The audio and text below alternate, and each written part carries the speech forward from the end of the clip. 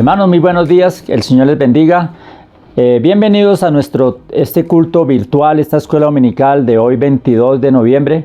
Y vamos a poner en manos de nuestro Dios este espacio para que sea bendición tanto para nuestros niños como para cada uno de ustedes en la enseñanza de la palabra que hoy nos trae nuestro hermano William. Damos gracias al Señor que nos permite un domingo más de podernos encontrar o de poder estar así reunidos, de poder tener comunión virtualmente y tener ese tiempo de congregarnos delante del Señor.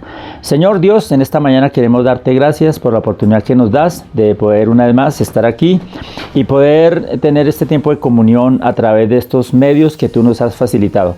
Oramos porque en esta mañana tú te glorifiques y permitas que este espacio sea un espacio de crecimiento, de bendición y de coidonía también en cada uno de los espacios, en los hogares, en la sala, en el comedor, en la alcoba, en cada lugar donde mis hermanos estén.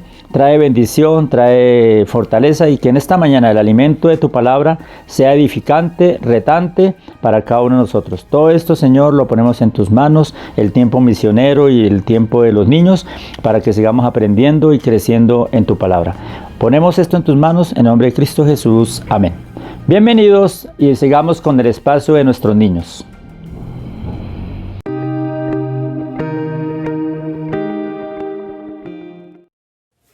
Hola, muy buenos días a todos mis niños y niñas que están desde sus casas hoy domingo, acompañándonos nuevamente para aprender un poco más acerca de la palabra de Dios. El día de hoy hay muchos niños que también están en la iglesia reunidos y están escuchando también el mensaje de la palabra de Dios. Pero hoy es un día muy especial porque hoy empezamos una serie nueva de enseñanzas. Veníamos hablando acerca de la fe. Y hoy iniciamos una nueva enseñanza que es acerca de las parábolas. Pero ustedes me preguntarán, Marta, ¿y qué son las parábolas? Las parábolas eran enseñanzas cortas que utilizaba Jesús con muchos ejemplos para enseñar al pueblo y a las personas que se reunían con él a escuchar sus enseñanzas. Esas parábolas estaban hechas de una manera muy sencilla. Jesús utilizaba ejemplos de la vida cotidiana, utilizaba un lenguaje muy adaptado para todas las personas que lo podían escuchar. Si lo escuchaba un pescador, podía entenderlo. Si lo escuchaba un fariseo, podía entenderlo. Si lo escuchaba una mujer que estaba en su casa, podía entenderlo. Y todas estas enseñanzas, todas las parábolas, eran muy fáciles de entender para aquellas personas que estaban cerca de Jesús. Y hoy iniciamos este nuevo ciclo con muchas parábolas de las que Jesús enseñó, pero cada una de ellas enseñaba verdades espirituales. ¿Qué es una verdad espiritual? Es algo acerca de el mensaje del Evangelio que quiere enseñarnos Jesús. Entonces no se pierdan ni un solo capítulo de esta serie de parábolas porque hay cosas muy lindas que el Señor quiere enseñarnos a través de ellas. El día de hoy les traigo una enseñanza muy especial y quiero que por favor dispongan su mente y su corazón para poderla entender. Vamos a orar y le vamos a dejar este tiempo en las manos del Señor. Amado Dios, te damos muchas gracias por este domingo tan hermoso que nos regala, Señor. Gracias porque una vez más, desde casa podemos reunirnos en familia, Señor, para escuchar tu palabra. Gracias, Señor, porque sabemos que tu palabra, Señor, es viva y cada día nos renueva y transforma nuestra vida, nuestra mente, nuestro corazón, Señor. Gracias, Señor, por este nuevo ciclo de enseñanzas que iniciamos, Señor, porque sabemos que a través de cada parábola, Señor, tú nos vas a enseñar y vas a hablar directamente a nuestro corazón, Señor. Permite, Dios, que nuestro corazoncito esté muy preparado, Señor, para cada una de las enseñanzas que vamos a recibir, Señor, y podamos entender, aprender y sobre todo llevar a la práctica tu palabra, Señor. En el nombre de Jesús, amén. Bueno, me esperan ahí, no se me van a ir que la enseñanza de hoy ya regresa. ¿A cuántos de ustedes les gusta la oscuridad? A mí personalmente no. Cuando me encuentro en lugares oscuros me da mucha inseguridad, porque al caminar puedo estar chocándome con algunos de los objetos que están ahí y que yo no puedo ver. Si de pronto es en un campo, es peligroso que al caminar me pueda ir por un despeñadero o me pueda salir del camino, porque no hay iluminación. Por eso la luz es tan importante, porque si estoy en un sitio iluminado, es mucho más seguro que pueda saber cuál es el camino. que pueda encontrar la ruta segura para poder caminar sin chocarme con absolutamente nada. La Biblia, en una de sus parábolas, nos enseña lo siguiente: ustedes son la luz que alumbra el mundo. Una ciudad que está en un monte no se puede esconder, ni se enciende una lámpara para ponerla debajo de un cesto, sino sobre el candelero, para que ilumine a todos en la casa. Asimismo, ustedes deben ser la luz para los demás, de tal manera que todos puedan ver sus buenas obras y adoren al Padre que está en los cielos. Dice esta palabra que a mí de nada me sirve tener esta linterna si lo voy a tener escondida debajo de un sillón o si la tengo guardada en mi bolso. Para que esta luz sea eficiente, debo ponerla en un lugar alto que ilumine, que pueda mostrarme el lugar donde estoy y así evitar accidentes. La palabra de Dios nos está indicando que nosotros somos la luz del mundo. ¡Ay, qué diferencia cuando estamos en la luz! La palabra de Dios nos está enseñando hoy que nosotros debemos ser la luz para otros, de tal manera que cuando ellos puedan ver nuestras vidas, puedan animarse a alabar y adorar el nombre de Dios. Qué linda enseñanza nos deja la palabra de Dios hoy a través de esta parábola. Somos la luz del mundo. Tú y yo tenemos a Jesús, que es la verdad, la vida. Y Él está en nuestra vida, Él habita en nosotros. Y cuando nosotros tenemos a Jesús en nuestro corazón, nuestra vida ilumina. Pero no podemos esconder esa verdad que nosotros tenemos en nuestra vida y dejarla ahí solo para nosotros. Lo que la palabra de Dios nos enseña en esta mañana es que nosotros tenemos la responsabilidad de ser luz para otros, de mostrar el camino, de iluminar en la senda de otros. ¿Saben qué, mis amores? La Biblia compara el pecado con la oscuridad, con las tinieblas. Y dice que Jesús vino a darle luz a aquellas personas que estaban en tinieblas. Dice que el pueblo que andaba en tinieblas vio gran luz cuando vio a Jesús. Nosotros, cuando estamos en el pecado, estamos en un mundo de tinieblas. Pero en el momento de conocer a Jesús, tenemos la luz de la vida, que es Jesús en nosotros. Pero no podemos esconderla, no podemos dejarla ahí debajo de la sillita, no podemos dejarla dentro del bolso, como les decía ahorita. Es nuestra responsabilidad enseñar a otros esa verdad, para que otros también puedan alumbrar en sus vidas y puedan también bendecir a otros compartiendo la palabra de Dios. Pero no solo nos dice la palabra de Dios que nosotros somos la luz del mundo, también nos dice que somos la sal de la tierra. Y les voy a leer. En este momento les estoy compartiendo Mateo capítulo 4 y estamos leyendo el versículo 13. Dice, ustedes son la sal de la tierra, pero si la sal pierde su sabor, ¿cómo podrá volver a ser salada? Ya no sirve para nada, sino para ser tirada y pisada por la gente. Miren esto tan lindo que nos dice Jesús, que nosotros somos la sal. ¿Qué hace la sal? Muy bien, le da sabor a las comidas. A veces a la mamita se le olvida echarle sal al arroz y no queda como tan rico, ¿cierto? O cuando se le olvida echarle sal a la sopita, uno dice como que algo le falta como el sabor, le falta como ese sazón que le da un sabor delicioso a la comida, ¿cierto? Pues Jesús nos está diciendo que nosotros somos la sal de la tierra, que nosotros somos lo que le damos sabor a este lugar donde estamos habitando en estos momentos. Dice que si la sal deja de salar, de nada nos sirve. Si esta sal que yo tengo aquí algún día dejara de dar ese sabor saladito, pues ya no me sirve para nada.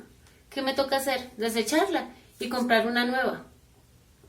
Hoy el Señor nos está enseñando que usted en su casa y yo somos las personas que estamos llamadas a darle sabor a este mundo, a cambiar ese sabor amargo de tristeza, de soledad, de desolación para muchos y convertirlo en una vida que tenga sabor, en una vida que tenga propósito. Dios nos está diciendo que Él nos está utilizando para que otros puedan encontrarle también un sabor a su vida, para que otros puedan conocer de su amor y de su poder. Las dos parábolas que les compartí en el día de hoy las encontramos en el libro de Mateo, capítulo 4, versículos del 13 al 16.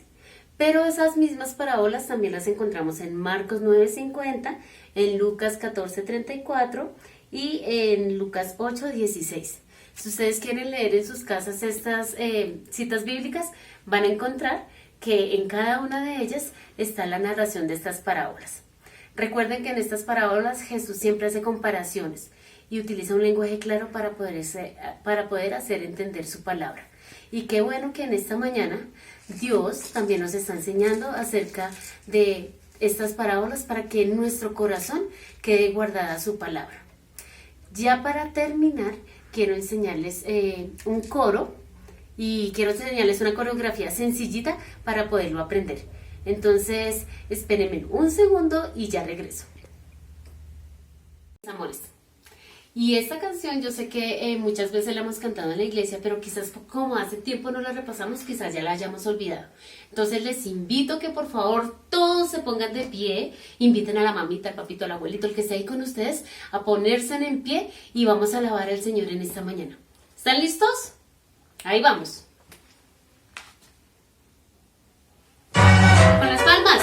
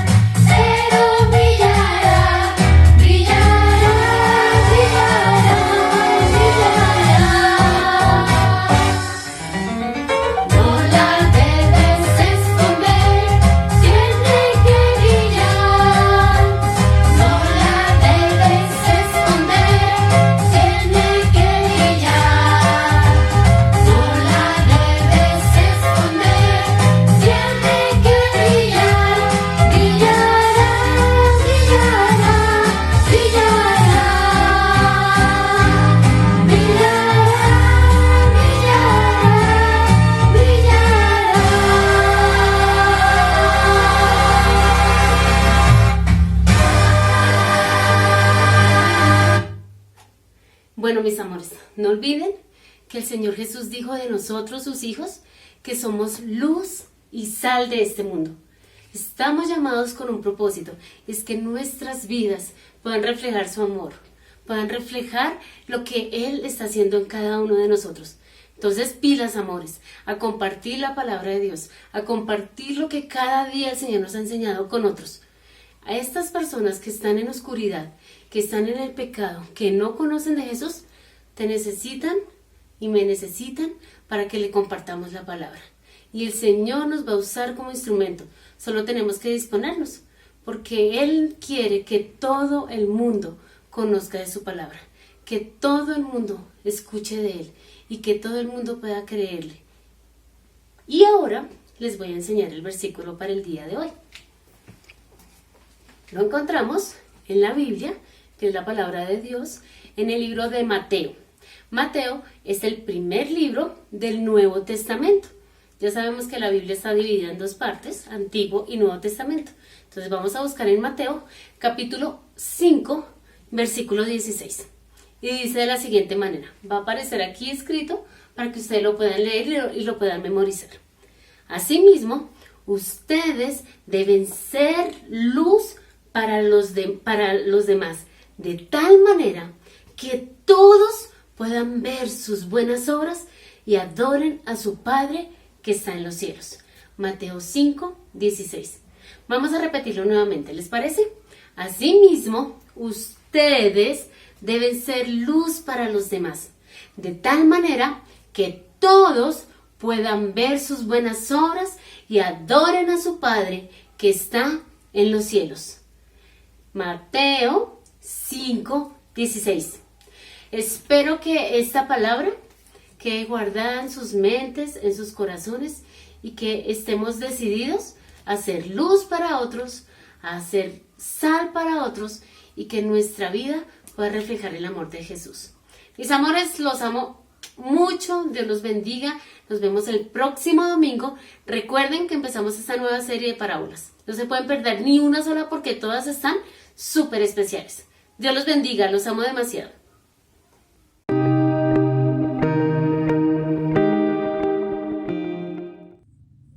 Buenos días, hermanos, Dios les bendiga en esta mañana de domingo.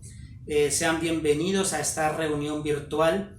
Vamos a seguir pensando un poco acerca de estos personajes que nos dan un poco de consejo, de inspiración y también, ¿por qué no?, de ejemplo para poder afrontar las diferentes circunstancias difíciles, sobre todo en nuestras vidas. Hoy quiero pensar un poco en lo que fue el apóstol Pedro. Vamos a pensar un poco en lo que es la prueba, cuando la prueba es ajena al pecado. Pensemos un poco en lo que fue Pedro. Pedro fue una persona que se destacó de entre los discípulos, fue la persona que llevaba la vocería en muchos casos, quien se registra en la escritura que le preguntaba, cuestionaba al Señor, buscando respuesta, en fin, representaba a los demás para llevar de pronto alguna inquietud ante el maestro.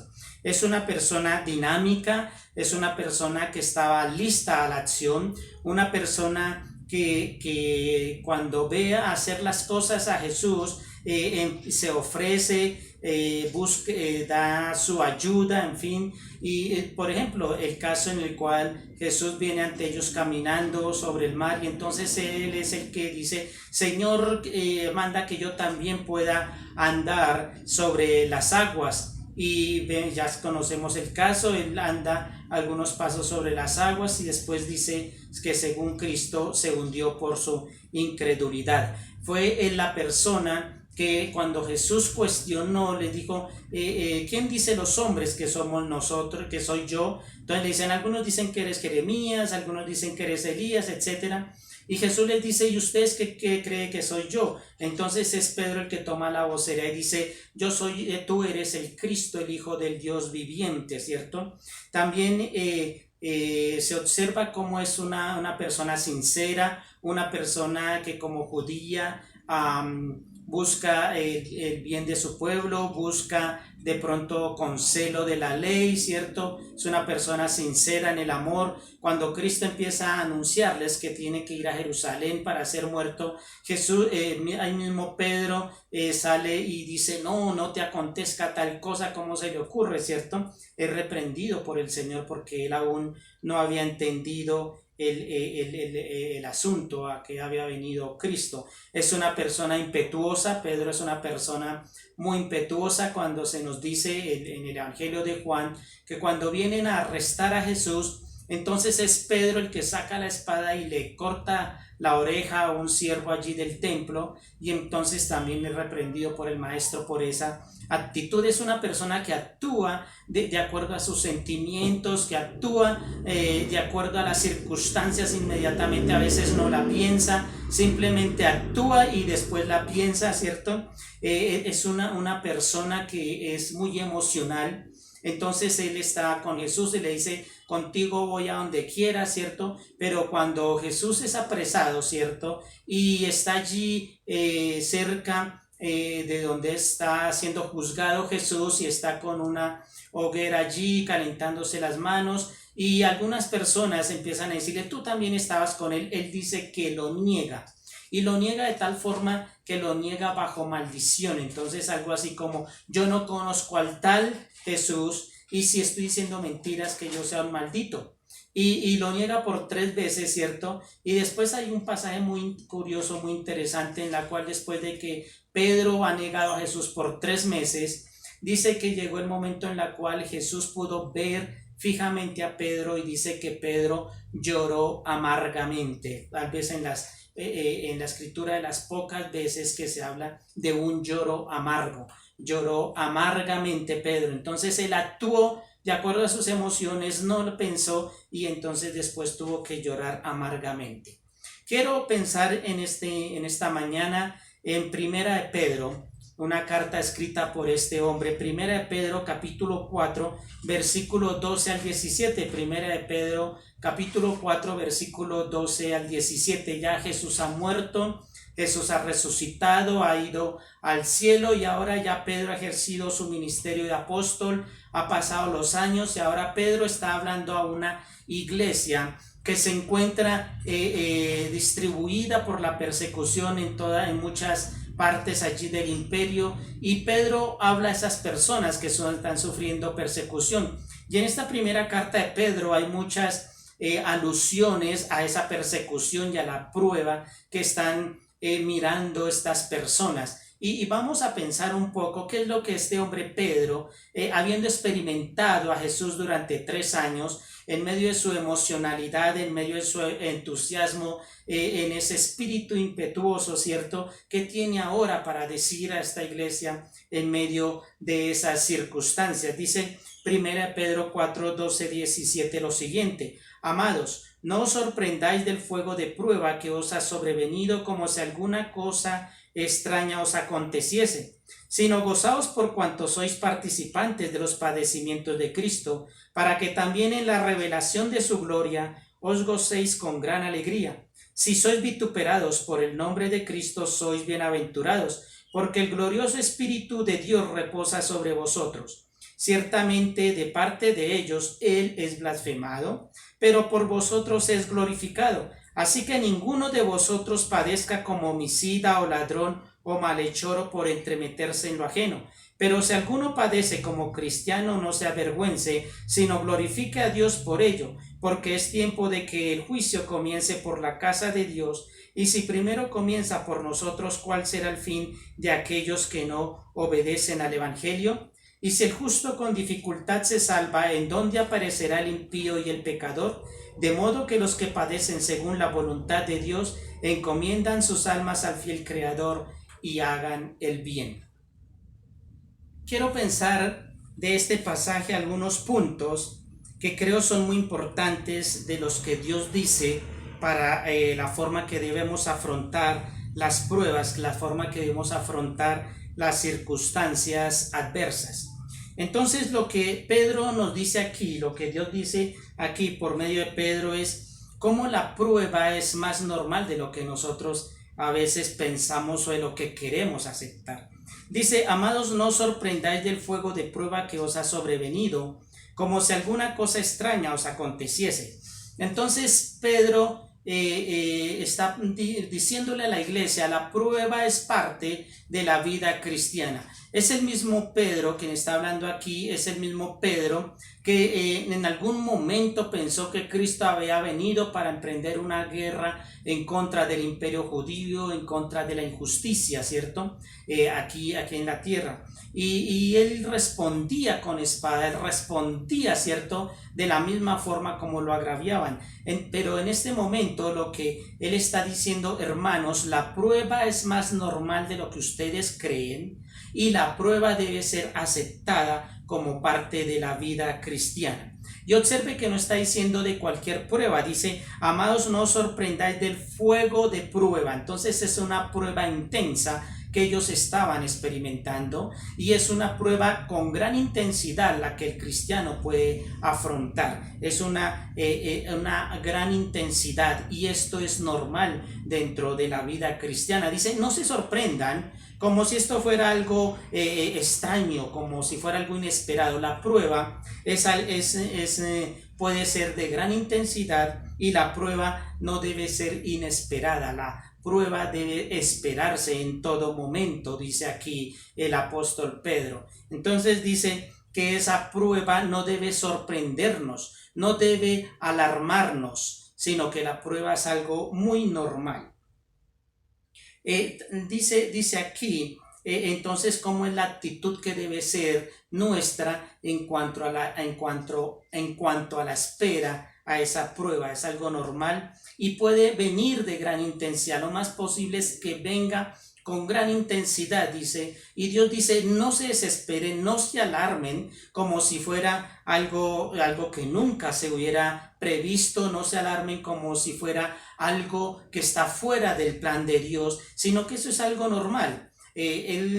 Pedro en esta carta trabaja mucho el porqué de las pruebas y básicamente lo que él nos dice es que la prueba viene para probar nuestra fe. Y aquí nos está diciendo que la prueba es algo normal que debemos esperar y que debemos aceptar. No siempre lo hacemos, no siempre lo esperamos, no siempre aceptamos como creyentes la prueba. De hecho, muchas veces se enseña que el creyente está por encima de esa prueba, que simplemente debe prometer, debe decir unas palabras mágicas, una liturgia mágica para que esa prueba desaparezca, pero eso no es acorde a lo que la Biblia nos enseña. La prueba es algo normal dentro de la vida cristiana.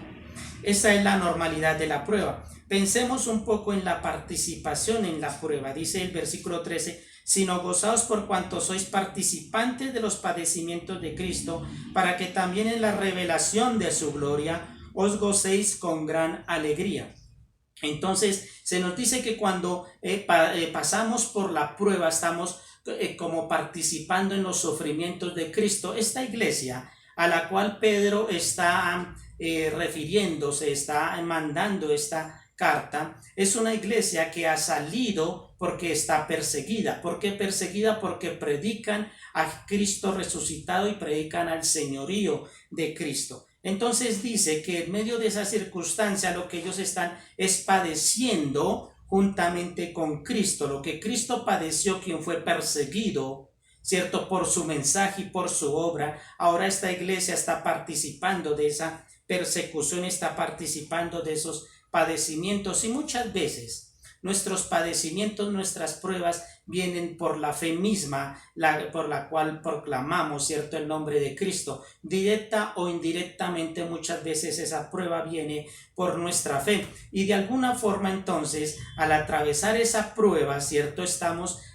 también uniéndonos a Cristo en sus padecimientos, pero siempre albergando la esperanza, ¿cierto?, de que vendrá una liberación de esa prueba. Dice, sino gozaos por cuanto sois participantes de los padecimientos de Cristo, para que también en la revelación de su gloria, de la gloria de Cristo, os gocéis con gran alegría. O sea, hemos participado, ¿cierto?, de los padecimientos de Cristo. No estamos siendo probados más allá de lo que podamos resistir. No estamos siendo probados en algo que Cristo no conociera, sino que Él también pasó por estas circunstancias. Y así como Cristo fue levantado entre los muertos y ahora vive para la gloria de Dios, nosotros también tenemos esa esperanza.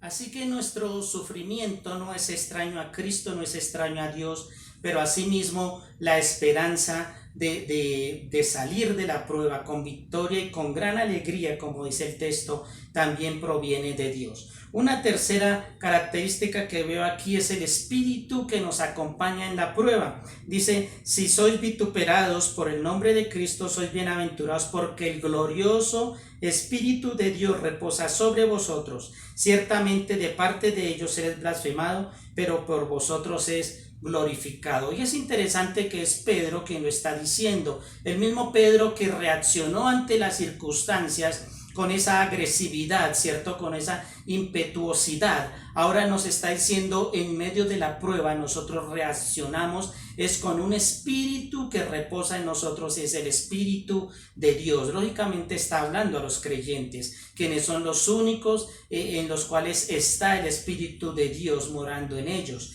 Entonces aquí nos dice que en medio de las circunstancias, en medio de la vergüenza, ¿cierto? De pronto en la prueba somos avergonzados, de pronto nuestro espíritu es reducido, nuestros ánimos son reducidos, ¿cierto? Pero dice que en nosotros está el Espíritu de gloria, resalta el Espíritu de Dios que es glorioso, o sea que tiene más gloria y está por encima de esas pruebas. Y se nos dice que en medio de eso, ese Espíritu está con nosotros y podemos reaccionar de una forma correcta, no como Pedro en algún momento reaccionó equivocadamente y se ganó la reprensión del Señor. Ahora ese Dios por medio de Pedro que nos está diciendo, en medio de la prueba, ese Espíritu glorioso está dentro de nosotros para poder actuar de una forma correcta. Y entonces se nos dice que somos bienaventurados por tener ese Espíritu de Dios y que por medio de nosotros, en medio de esas circunstancias,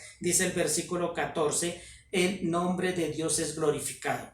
Mientras que en la prueba hay personas, circunstancias, situaciones que en realidad lo que buscan es blasfemar contra Dios, nosotros en esa prueba y por medio del Espíritu glorioso que habita en nosotros estamos en contraste glorificando a Dios. El creyente tiene el poder para que en medio de la prueba pueda glorificar a Dios. Entonces podemos salir de la prueba no como Pedro lo hizo anteriormente, ¿cierto? Con un regaño del Señor, sino que podemos salir dándole la gloria a Dios. Observo otro asunto muy importante que está aquí en el texto y que es parte del mensaje principal del texto, y es que dice que en medio de la prueba debo mantener mi santidad. Dice el versículo 15, así que ninguno de vosotros padezca como homicida, como ladrón, como malhechor o por entrometerse en lo ajeno, por chismoso.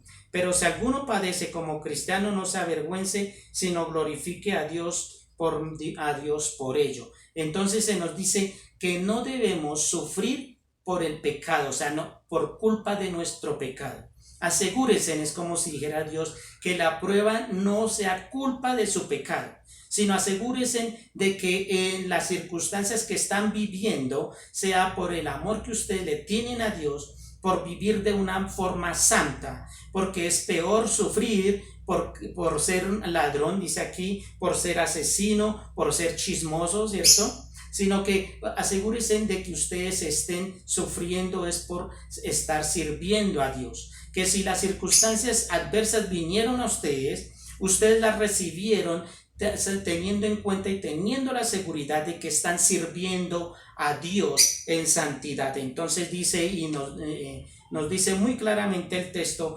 acérquense delante de Dios en santidad, sin ninguna clase de pecado, para que la prueba venga y entonces no los encuentre y sea una motivación para probar vuestra fe por estar en pecado, ¿cierto? Entonces se nos dice que debemos cuidar nuestra forma de ser en medio de la prueba, También se nos dice en el versículo 17, porque es tiempo que el juicio comience por la casa de Dios, y si primero comienza por nosotros, ¿cuál será el fin de aquellos que no obedecen al evangelio de Dios? Lo que nos está diciendo Dios es aquí, si ustedes están sufriendo, ustedes que son mi pueblo, ustedes que son la iglesia, ustedes que puedan pensar que cuando las personas son tentadas, son probadas, son llevadas a circunstancias difíciles y que no conocen a Dios, ¿ustedes cuál cree que es el final de ellos? Ustedes tienen esperanza, pero ellos no la tienen. Esas son personas que van a encontrar la ira de Dios. Y cuando debemos tener en cuenta que cuando estamos pasando por las circunstancias adversas, no es el producto de la ira de Dios, como si va a ser y lo va a hacer también en presente y en futuro, a lo que van a estar sometidas las personas que han mantenido su rebeldía delante de Dios, porque van a estar bajo la ira de Dios, pero no así el creyente. Y finalmente el versículo 19 dice, de modo que los que padecen según la voluntad de Dios, encomienden sus almas al fiel Creador y hagan el bien. Entonces lo que Dios está diciendo por medio de Pedro es, en medio de las circunstancias, encomienden sus almas al Señor, que haya una confianza y una completa dependencia hacia Dios.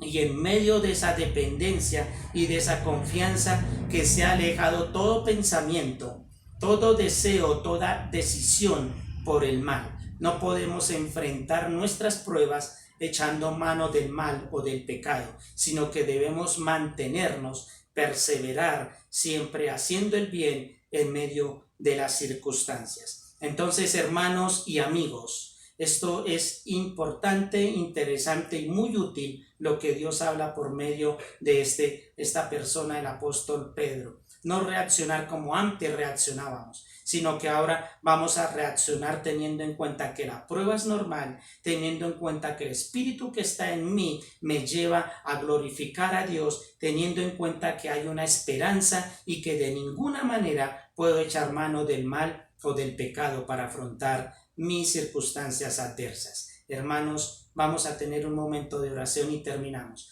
Bendito Dios, te damos gracias, Señor, porque aunque la prueba es normal, Señor, es normal en la vida cristiana, tenemos el poder tuyo para afrontarla, tenemos el poder tuyo, Señor, para vivir siempre en esperanza, Padre Celestial. Ayúdanos a mantenernos santos, ayúdanos a mantenernos, Señor, sin desconfiar de ti, ni en pensar en confiar en el mal o en atajos, Señor, que están en contra tuya, Padre Santo. Ayúdanos, bendito Dios, a que al final de nuestras pruebas siempre tu nombre sea glorificado y no blasfemado, Señor. En el nombre de Cristo Jesús. Amén. Hermanos, Dios les bendiga, que tengan una buena tarde. Bien, hermanos, ha sido un tiempo maravilloso. Espero que hayamos disfrutado de este tiempo de reflexión de la palabra. Recuerden que cada domingo nos vemos a través de estos medios. También estamos haciendo el servicio presencial. Cuando Dios ponga en su corazón, usted puede asistir de 10 a 11:20 de la mañana. Ahí nos encontramos. También estamos transmitiendo en vivo por Facebook y seguiremos viéndonos por este canal cada 8 días. No olviden que los lunes, que los jueves y los sábados tenemos nuestro tiempo de oración. Conéctese y oremos. Estamos orando por nuestro hermano Fernando. Ha tenido un inconveniente, ha tenido un paro cardíaco. Nuestro hermano va a ser intervenido quirúrgicamente y oremos porque Dios le lleve a él en victoria y le veamos nuevamente restaurado y al lado nuestro. Oramos también por trabajo.